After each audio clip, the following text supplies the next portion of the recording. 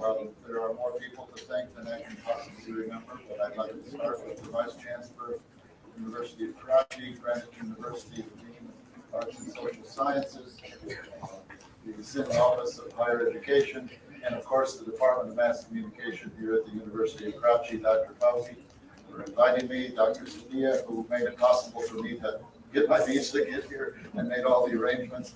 And thank you all of my colleagues and student participants that are here. What I want to bring to you is not some insight based on things that I have looked at or researched, but what I want to offer is some observations that I hope can become part of the dialogue over the next couple of days. Our first task here, as far as I can see, is to define fake news. I say that fake news is nothing more than news about events and persons that is false and misleading. Normally we call that lies. Post-truth, on the other hand, is the larger social climate whereby certain publics' objective facts are less persuasive and acceptable than appeals to their emotion and their personal beliefs. To be able to discuss fake news and the post-truth era, I think it's important that we describe the sources, the rise, and the influence of post-truth information on these various publics. The practice of fake news and the condition of post-truth politics can only develop under specific material and historical conditions.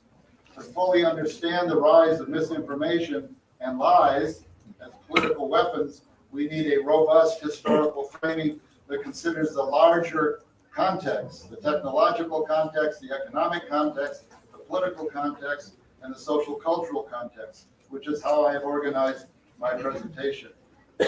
But first I want to begin, inspired in part by what the Dean just said, is that in our contemporary world, there has been many changes, but we live in a contemporary world with rising economic inequality, resulting from the globalization of neoliberal capitalism that has expanded globally. Governments on every continent have accepted privatization of public resources and services and simultaneously instituted cutbacks in public service, from pensions, healthcare, education, and public media, among others.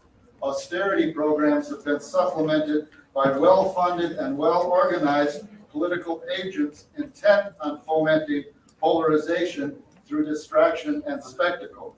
Significantly, all of this, the austerity, the inequality, and the political hyper-partisanship, has been greatly aided by commercial media, including social media, seeking larger audiences to sell to advertisers. Notably, our current social context is marked by a decline in respect for science, respect for civility, and respect for democracy writ large. Under these conditions, false charges that something that discomforts me is fake could almost be predicted as partisan preferences replace evidence. My larger point here is that misinformation, lies, cannot be explained as a failure of uneducated individuals or put down to some sudden and inexplicable post-truth social climate. Reality still exists. Our experiences and meanings may vary, but none can be considered beyond truth or irrelevant to truth. Nor can our knowledge about the world or our behavior in response to those conditions be corrected or improved simply by improving communication. Indeed, at this moment, polarization has created epistemologies that ignore science, rational argument, and conventional organized standards of evidence. What has been termed post-truth is the result of organized and financed competing regimes of meaning and understanding that's based on fear and wishful thinking. So we begin with technology, the context of technology. Granted, social media must be seen as a primary means of communication that allows, even pushes, fake news and false narratives. 4 billion people use social media, posting 500 million tweets a day, 1 billion YouTube videos, and sharing 10 billion Facebook shares every single day. That confirms that social media is a major means of communication.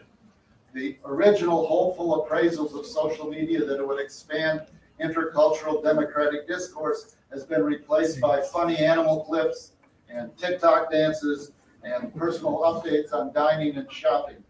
Of greater concern, obviously, is the outlandish and incendiary racist, nationalist, and anti-religion posts that attract and enrage millions. My point here is that this is not the exclusive result of social media. Closing down all social media would not secure peace or end world hunger. Social media is the means of communication, not the author. In fact, social media do not have news production. They scrape that from the commercial media. Twitter needed Trump's daily missiles of lies in order to expand their audience. Social media are aggregators of other news sources. Most importantly, social media do not have to function as they currently do. The digital technology could be structured in different ways and used in different ways.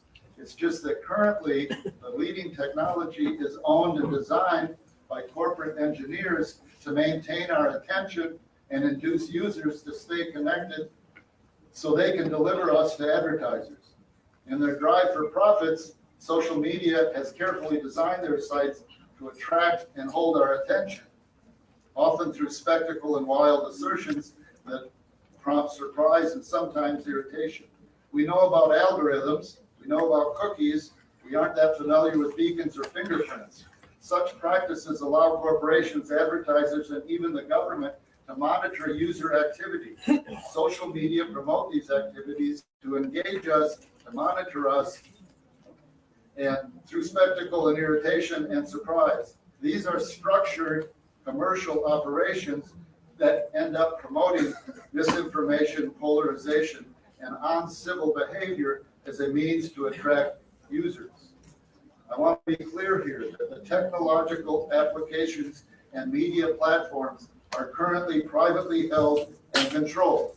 Twitter limits the number of characters you can put in a tweet. Google ranks your search requests. TikTok and YouTube set time restrictions. The point is, social media is confined to short posts, emojis, brief comments that can express irritation, anger, and disbelief. But as it's currently structured, public access, promotion, and all the media use depend on who owns that technology. And that's not just social media. That's true for radio, that's true for television, that's true for print, that's true for entertainment. Billions of users are constrained by these limited structures and processes determined by a handful of corporations. The social relations that owners and users recreate are the social relations that are similar between corporate owners and their working employees. We must work under the terms set by the management. In fact, when we talk about social media, we work for free. We create content that's used to attract other users to those sites. So I would conclude that technology, the context of technology, is directly related to the economic context. We live in a world where the development, practice, and public access to media are the outcome of capitalist economic systems. This is true for traditional commercial media as well. In fact, for all media, the terms of use, the structure of the practices, and the limited public interest are determined by consolidated corporate ownerships. For social media, it's designed to benefit the corporation and the platforms, Facebook, Baidu, Mail.ru, and others. This is important because every single social media application is dependent upon one or more corporate-owned platform, despite whatever affiliations may exist among the users. The accumulation of this online capital is largely economic in nature, resulting in the exacerbation of exploitation, alienation, and conspicuous consumption and production of consumption. In 2018, the Canadian researcher Kane Foucher published a book called Social Capital, which is available online with a free PDF if anyone is interested. He found several conclusions that coincide with these observations that I just made. He says, one, social media sites monitor and convert our interactions into the commodity of data, which is then sold to advertisers. Two, he said that social media commodify users, commodify ourselves doing the work of the sites through the production and consumption of content. And as we're engaged in these acts of accumulation through labor, narcissism and aggression become more prominent. This network spectacle maintains this social enclosure, accelerating alienation between us, among us, so that what we can see, say, or do is prescribed by the applications and the networks. Concluding this section, social media may live in a cloud, but they work on the ground of corporate control. It's not a virtual reality. You can see the buildings that house all of the equipment that makes necessary this, and the rules and the regulations are by a corporate control that favors a business model with algorithms pushing spectacle that exploits the existing social divide for profit.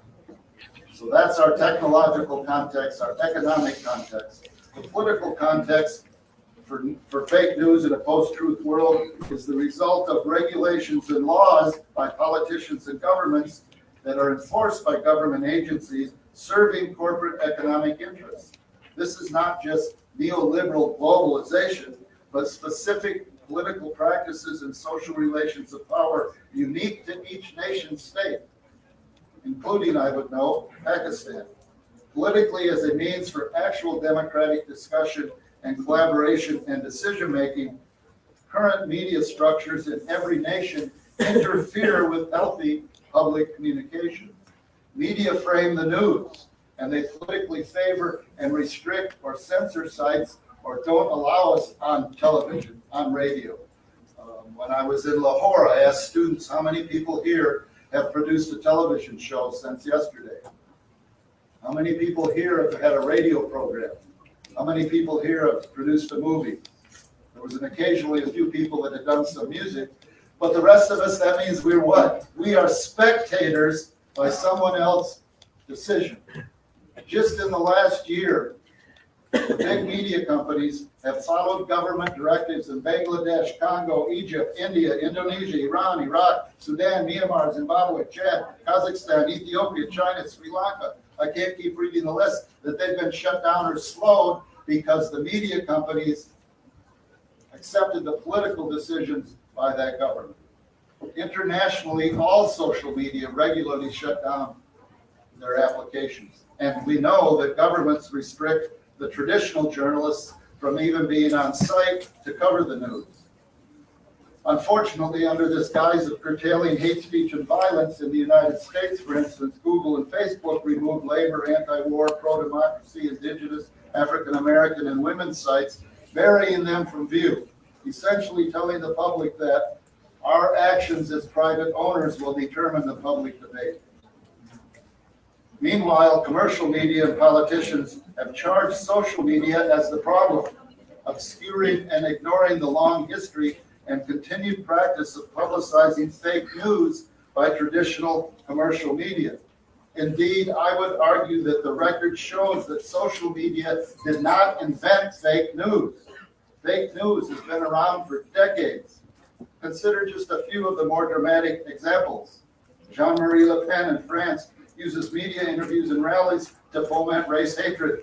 Modi uses TV broadcasts to stir anti-Muslim sentiment in India. Orbán controls the television in Hungary to promote and to undermine democracy.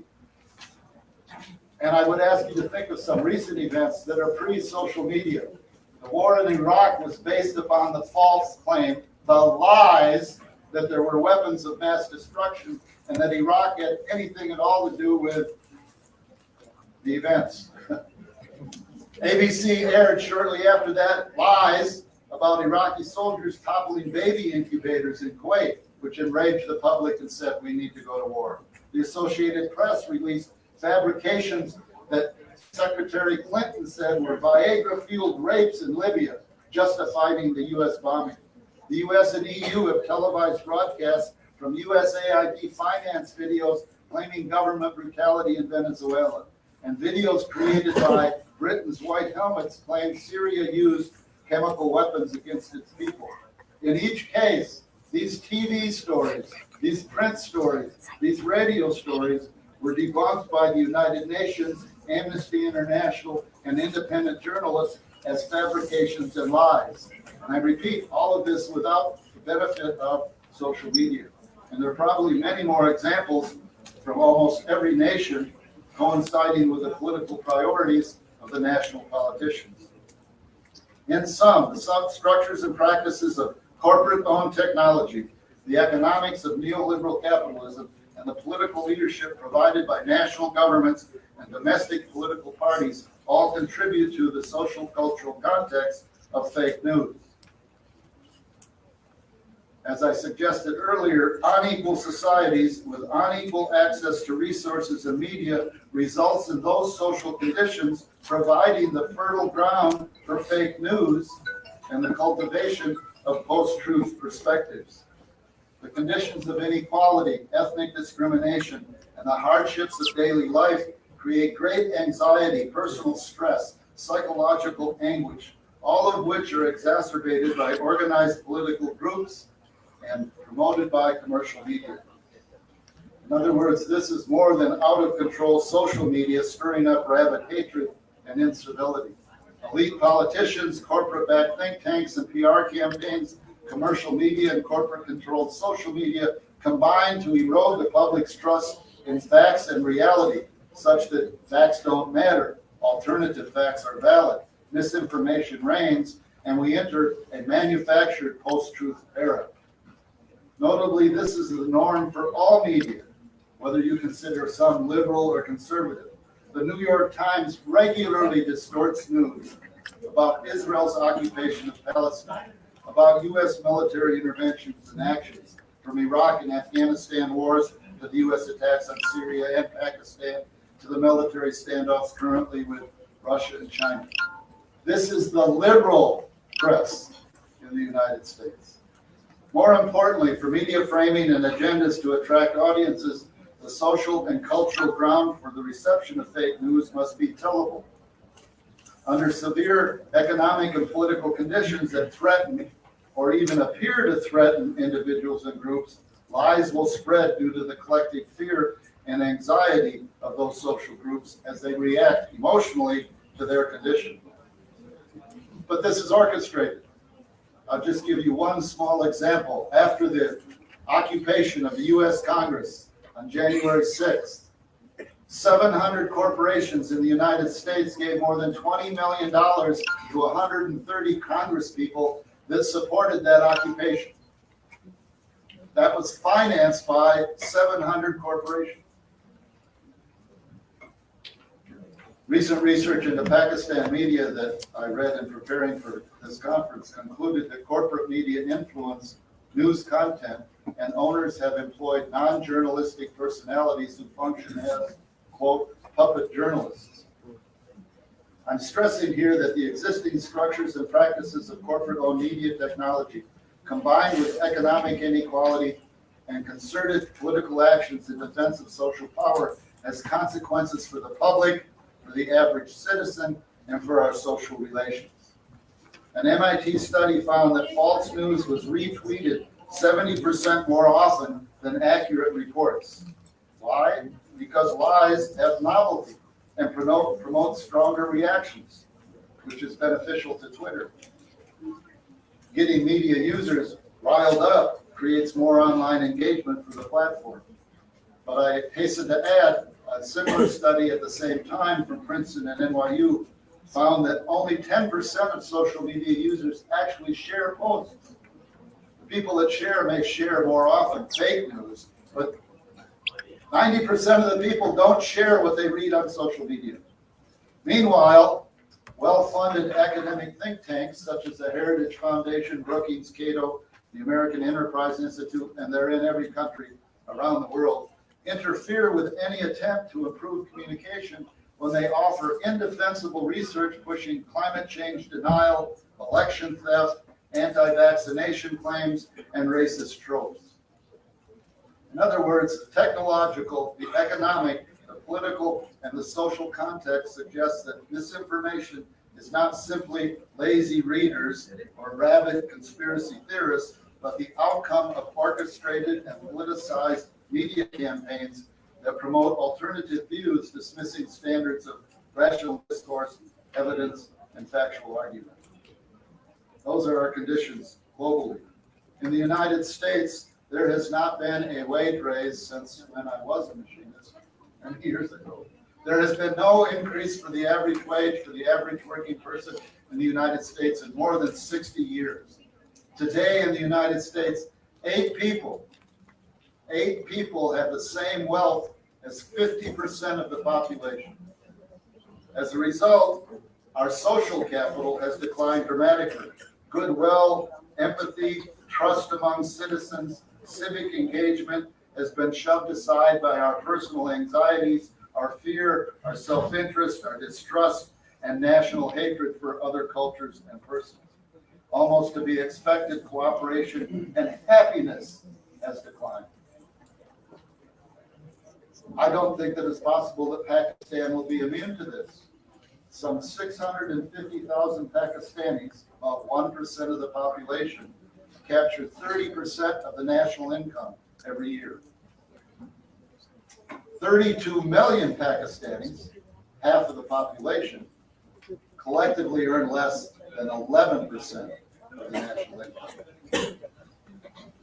As reported in the Pakistan press just last April, Pakistan has the second lowest Human Development Index value among South Asia, creating those same real social conditions for extreme political and social reactions. I would say around the world, the greater a country's economic inequality, the greater the polarization. And it's not immediately directed at those 8 people in the United States or the 1% in any particular country, but at cultural others who are often worse off than the national cultural majority. Just witness this region. Think about India, where political leaders have led violent Hindu attacks against Muslims and Sikhs. Look at Myanmar and their assault on the Rohingya. Look at Turkey and the recurring attacks on the Kurds, or China's restrictions on the Uyghur minority. I know there's millions of people from Afghanistan that have fled since the changes over the last dozen years even. And I just wonder how long it will be before Afghan refugees become fodder for some Pakistani ultra-nationalist rhetoric. The point here is not to condemn anybody, but to note that this is not just groups drifting apart. This is not a natural racial, cultural, or religious divide. Rather, the evidence indicates that decades-long concerted efforts by political operatives and think tanks foment distrust and hatred of the most marginalized groups, using language and themes that disparage and blame others. Industry-based disinformation, filtered and promoted by major commercial media, has cultivated this post-truth culture that rejects evidence, science, and facts in general. Within this emerging world, comforting inaccurate beliefs dominate, even when relevant evidence is available, understood, and in short, artificially constructed alternative ways of knowing provide the filter bubbles that interfere with public discourse and rational civil discussion. A post-truth environment dissuades people from participating in public discussions and encourages a feeling of powerlessness. The world becomes almost unknown or unknowable. A post-truth environment disguises and allows illegal U.S. drone attacks, corporate and government corruption in every nation, and further cuts to social services and the public interest. Alienated and agitated publics are continuously encouraged to remain volatile by media, propaganda campaigns, and rabid politicians, pushing many more of us to become disinterested and avoiding politics altogether. While advocating and implementing techniques for challenging misinformation and identifying inconsistencies and logical flaws and arguments will be useful, there are much larger issues to address. So what can be done? I have no grand solution, but I would suggest, most importantly, the public needs access to produce and distribute its own media. Cooperative, citizen-based community groups must own and control their own media, radio, television, and digital communication. The experiences of community media in Latin America and elsewhere provide useful and hopeful examples of how to get past misinformation by relying on community-based producers and sources rather than paid experts connected to corporate interests. This is more than public service media like the BBC or PTV. This would be public controlled and produced media without an administrative layer of commercial and government interest. Post-truth information has been designed and used as a smokescreen to divert attention from strategic political actions and challenges. Fake news is indeed a rational strategy by political forces seeking corporate objectives at the expense of the public interest. Fortunately, I would say that history shows that reality ultimately amplifies the social contradictions that can expose those inaccurate beliefs and experiences. In the United States, fires, floods, hurricanes, and droughts are answering all the climate change naysayers. As citizens lose their homes, lives, and livelihoods, fake news fails. In the meantime, we can't wait for our individual experiences to expose those misinformation and lies. We cannot rely on corporate media for accurate reporting of our social conditions or framing our experiences.